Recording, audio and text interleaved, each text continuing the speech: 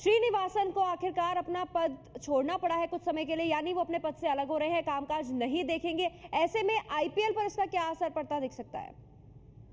मुझे नहीं लगता है पल्लवी की आईपीएल पे कुछ फर्क पड़ सकता है, लेकिन मैं एक सेकंड में चौंक गया क्योंकि आरआर राजस्थान रॉयल्स और चेन्नई सुपर किंग को कुछ हुआ नहीं और उन पर कुछ कार्रवाई की गई नहीं, क्योंकि जिस तरह से अगर आप देखोगे जो ओनर है सीएसके के, तो उनको तो बाहर हटा दिया, लेकिन जिस तरह से अगर आप देखोगे तो जो टीम बच गए, मैं कहूंगा तो जैकपॉट निकला है और राजस्थान रॉयल्स का और सीएसके का।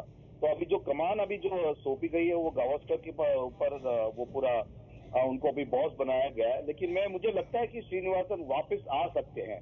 पल्लवी, हमने पहले बार भी हमने ये डिस्कशन हुआ था कि श्रीनिवासन ने अपने आप को बाहर निकलना चाहिए, उन्होंने इस्तीफा देना चाहिए, लेकिन अभी जिस तरह से सुप्रीम कोर्ट का ऑर्डर आया है तो उस हिसाब से उन्होंने वो पद उन्होंने छोड़ा है। लेकिन मैं इतना कहूंगा कि यकीन से कहूंगा कि ये इतने पावरफुल बंदे हैं कि वो वापस भी आ सकते हैं। तो हमारे साथ इस वक्त क्रिकेट एक्सपर्ट मनोज प्रभाकर भी जुड़ गए हैं। मनोज, अब श्रीनिवासन को अपने पद से अलग रहना होगा। इस तरह की चर्चा हम लोगों ने पहले भी की थी कि श्रीनिवासन, आप ही लोगों ने कहा था कि वो एक तरह से दबाव बनाकर रखते हैं पूरे मैनेजमेंट पे, और अभी विनोद कांबले भी कह रहे हैं कि वो इतने पावरफुल है, वो फिर से वापस आएंगे। तो अब जब उन्हें पद से अलग रहना होगा तो इसे कैसे देखा जाए?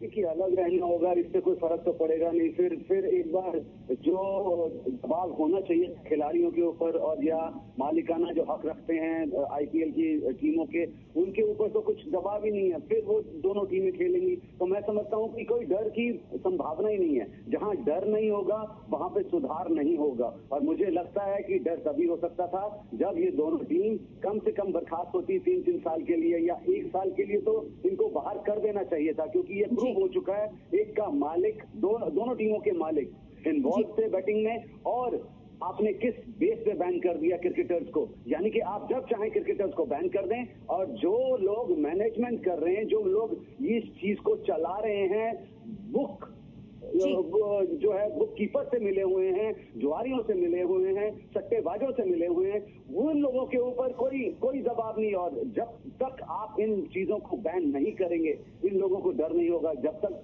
जैसे कि अभी डिसाइड हुआ था कि धोनी का नाम भी आया था, धोनी ने जो कमेंट्स दिए हैं वो गलत साबित हुए हैं, तो मैं समझता हूँ यहाँ किसी को डर ही नहीं है। और धोनी ने 100 करोड़ का, लेकिन अभी तक सुप्रीम कोर्ट का रुख इस मामले में नहीं आया है। जो महेंद्र सिंह धोनी की ओर से आज कहा गया है कि आरोप लगाया गया था, गलत आरोप था, बीसीसीआई ने पक्ष लिया है महेंद्र सिंह धोनी का। इस पर देखें सुप्रीम कोर्ट का क्या रुख होगा।